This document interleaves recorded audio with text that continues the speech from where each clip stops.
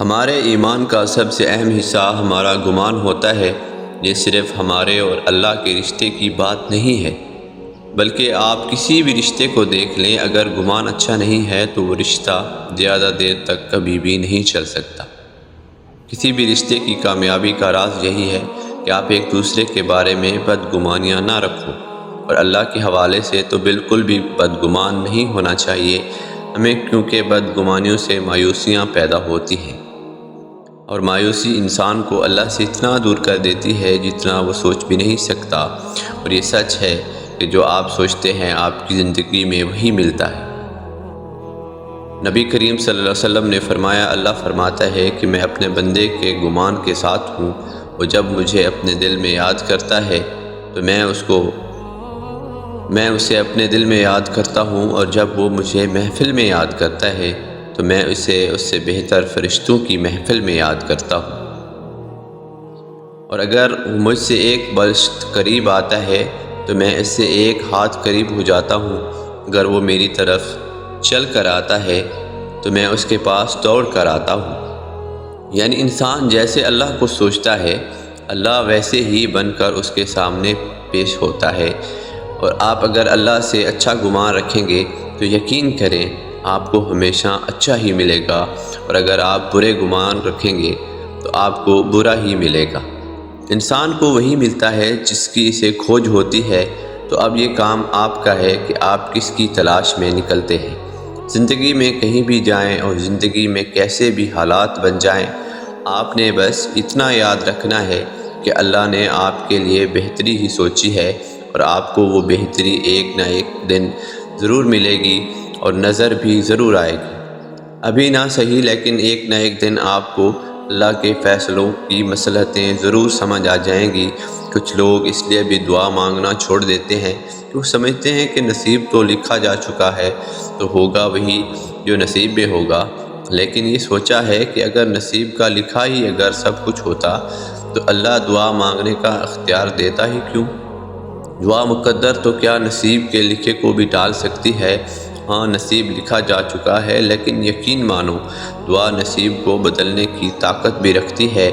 دعا تو پہاڑ کو اس کی جگہ سے سرکا سکتی ہے، دعا تو بچھڑے ہوئے کو ملا سکتی ہے، دعا تو تمہاری آزمائش کا وقت ختم کر سکتی ہے، دعا تو تمہاری تکلیف اور پریشانیوں کو خوشیوں میں تبدیل کرنے کی طاقت رکھتی ہے۔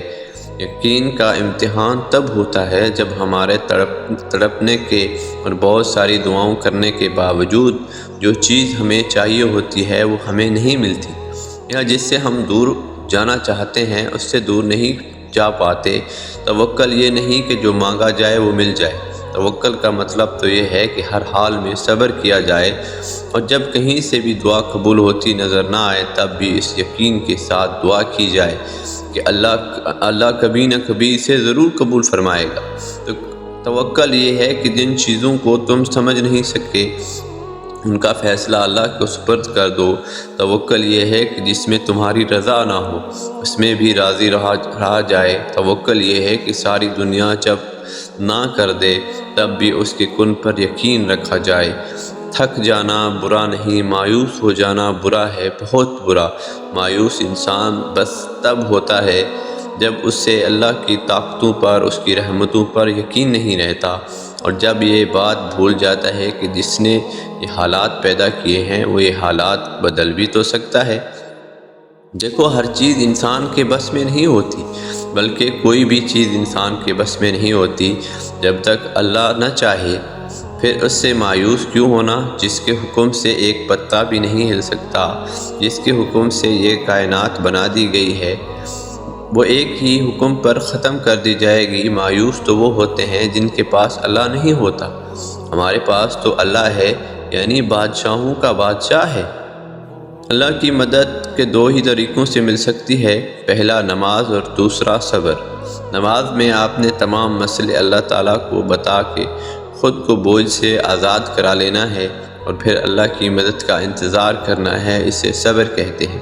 جب آپ ان دو طریقوں کو اپنا لیتے ہیں تو سب سے پہلا فائدہ پتہ ہے کیا ہوتا ہے؟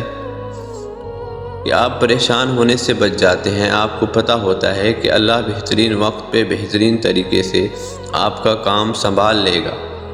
لوگوں سے مدد کی امید، ٹینشن، ناکامی کا خوف، دھوکے کا خوف، ان سب پریشانیوں سے آپ بچ جاتے ہیں۔ آپ کا سارا فوکس صرف اللہ ہو جاتا ہے، اور یاد رہے کہ یہی مقصد تھا آپ کا اور میرا اس دنیا میں آنے کا۔ اور اگر ہم نے اللہ کی مان کر چلے اور اللہ پر یقین رکھا تو اللہ ہمیں وہ سب کچھ عطا کرے گا جو ہم مانگتے ہیں۔ بس دعا مانگتے رہیں توکل کے ساتھ، ایک دن آئے گا وہ تمہیں بہترین سے بہتر عطا فرما دے گا۔